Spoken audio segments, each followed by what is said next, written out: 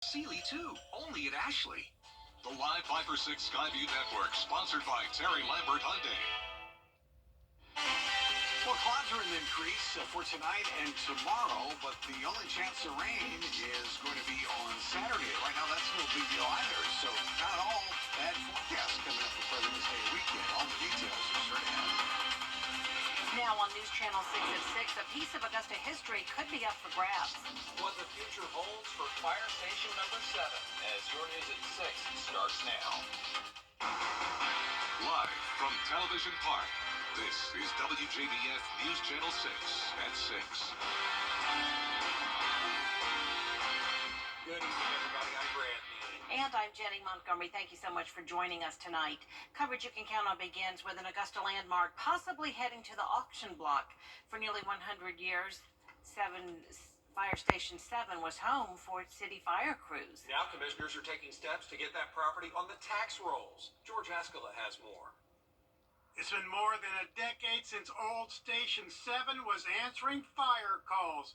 But city leaders are now making the call to put it back in action. I could see something like a beautiful restaurant or a nice, somebody reached out to me about doing a bed and breakfast or some apartments. After a legal session this week, commissioners directing the interim administrator to bring in a professional company to get old Station 7 into private hands and back to being part of the Midtown area.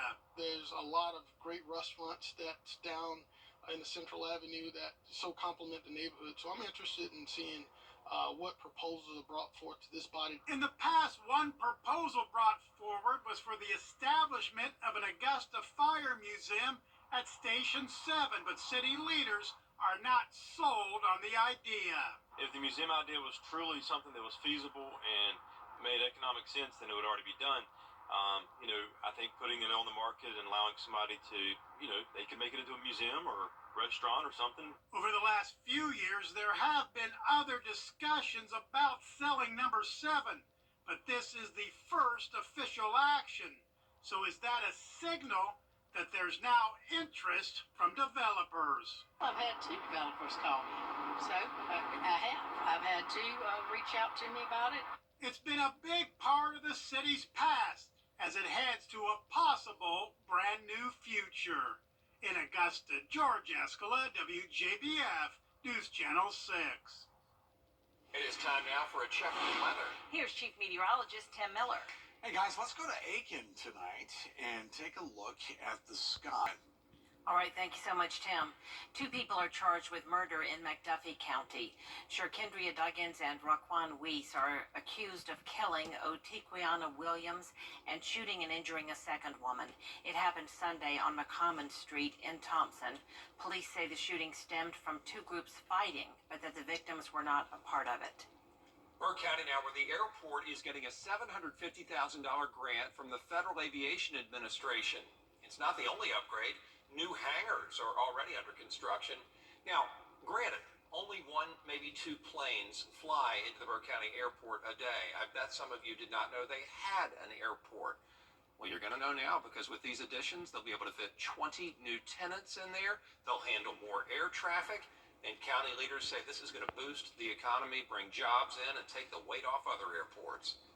Also, just the visibility of the airport, having people saying that they're flying out of Burke County, going around to different airports, be like, oh, there is an airport there, so we can go and visit it as well.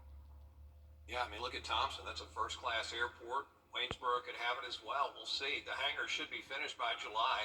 They want to get bids on the terminal construction by October and hope for everything to be complete by this time next year. The wrecking crew held a groundbreaking for a new adaptive park in North Augusta. Wrecking crew staff, along with city and state leaders, made the big announcement this afternoon. So far, $1.2 million has been raised for phase 1 of the project, but staff members say they're going to need more donations. Phase 1 is expected to be finished and ready for use near this summer. Phase 2 will include the pavilion, scoreboards, and some grandstands that we still have to raise money for. But in the meantime, Once the field's down, we can probably start playing as soon as they say it's okay to step foot on it. Organizers say this park is important because of its focus on inclusivity. A local high school student taking a unique approach to his senior project. Matthew Wallace goes to Harlem High School and he's organizing a charity golf tournament. The money they raise is going to go to the American Cancer Society. Matthew chose that organization because his grandfather died from the disease. He's off to Abraham Baldwin Agricultural College this fall, and he says this project is good preparation. I think the way, since I'm going for agriculture business, it's really helped me with my marketing skills because I've had to send flyers out to people and I've learned marketing skills, I've learned project management and several other social skills that will help me once I get there. All right, way to go, Matthew. Tournaments at Bartram Trail, Friday, March 15th. The South Carolina State Senate has passed a bill to allow medical marijuana use. Elise Devlin has more on the Compassionate Care Act. On Wednesday, the Senate approved Senator Tom Davis's bill 24-19 with a bipartisan mix of yes and no votes. In the past week leading up to the approval, local leaders voiced their concerns. And I think it's one of the worst things that could happen to South Carolina, certainly to the upstate, which is my concern. So I think it's horrible. And again, I couldn't be more disappointed. To gain support in a state like South Carolina, Senator Davis says he has crafted one of the most restrictive medical marijuana programs in the country. The bill would not allow smoking the drug, but instead allowing oil, salves, patches, or vaporizers. The illnesses that can be treated are specified, including cancer, multiple sclerosis, glaucoma, sickle cell anemia, autism, and some post-traumatic stress disorder cases. The bill states that marijuana can be obtained only through specially chosen pharmacies, and doctors would have to meet patients in person, and patients could only get a 2-week supply at one time. In a press conference last week, Greenville County Sheriff Hobart Lewis expressed his disappointment. We called those legislators and asked them to vote against that.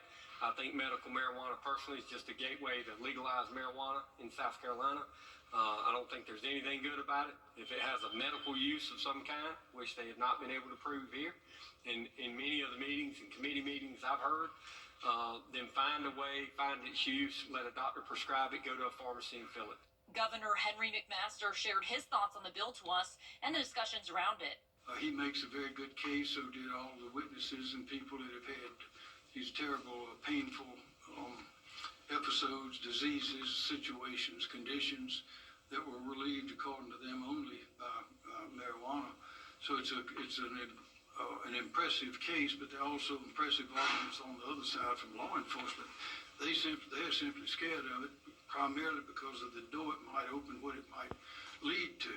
And if there's marijuana out there being provided for one thing, who's to say it won't be diverted to something else, no matter how tight you try to make the laws. If this becomes law, this would make South Carolina the 39th state to legalize medical marijuana.